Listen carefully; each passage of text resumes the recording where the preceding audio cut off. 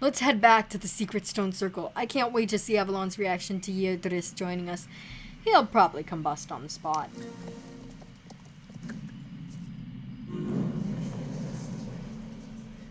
An unwelcome Pandorian troublemaker in this sacred space. Words do not even begin to express my horror. So this is Ydris. I've been itching to meet this impish showman ever since I returned from exile. A Pandorian living amongst humans. Amazing indeed. There's something familiar about you. The clownish veneer is new. But those eyes, I've seen them before. We've met, haven't we, on the other side? And just whose idea was it to bring this creature to our domain, Don't look at me, I don't want him here either. At least someone here is on the same page as me. All I want to do is uphold Druid traditions. Is that too much to ask for? It was my idea to invite Ydris here, not theirs, dearie. And for good reason. Ydris can help us save Fripp. Yes, the witch is right. I can help, if I want to. How are you, Mrs. H? Still making those delicious pies? I request that you make a rhubarb one for my dear Z with a hint of cloudberries for myself. I'm the last person to say this, but food isn't important right now. Alex is right. We need to put our heads together and think of how we're going to bring Fripp back. So why does Ydris need to be here? He's more a causer of chaos than an ally. Your little friend here isn't sick. His spirit's lost in the infinite. Earth magic won't save Fripp, neither will Pandorian magic. Of course! Mrs. H, you're a genius. Always thinking one step ahead, aren't you? Is anyone else not quite following this? Ah, I had a feeling this is why you were calling me here. My knowledge of my home world is needed in such an occasion, no? Bringing together the most powerful means of casting magic, the miracles of Pandoria, the gumption of a witch, and the rustic charms of a soul rider. Like a magical parfait. How poetic. This confirms the theory I formed while journeying through Pandoria. Through triangulating the different aspects of magic, it's possible to navigate beyond the limits of known existence. The connection of the three power holders means they act as a beacon bright enough to be seen throughout the infinite folds of space and time.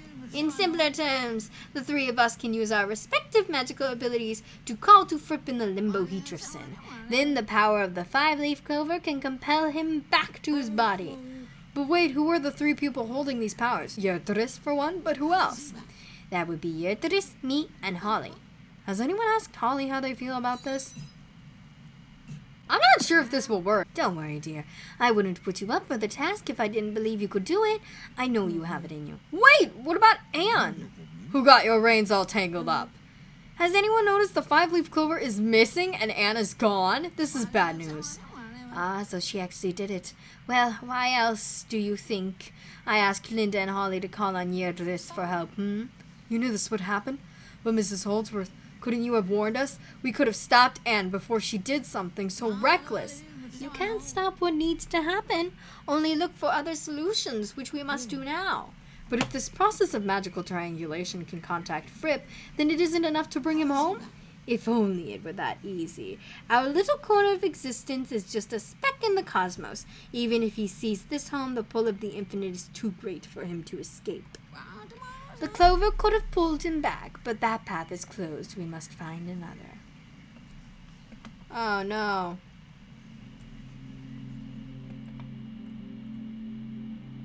Whoa, Fripp got an upgrade. But there must be another way. There has to be. Oh, and he's down again. We have to think of another way. Any other way. I won't let this little guy go. Come close, dearies. I have a story to tell, a fairy tale. Mrs. H, read the room. This isn't really the time for fairy tales. Also, we're not 5 years old.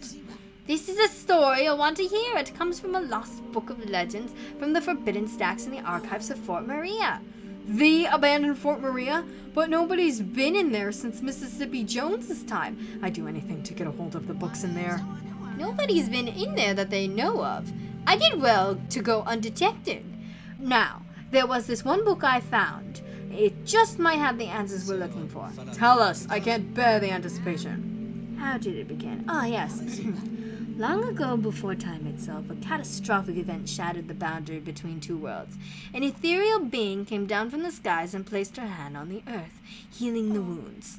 The legend of A.D. Sorry, Mrs. H, but we've heard this story 100 times before.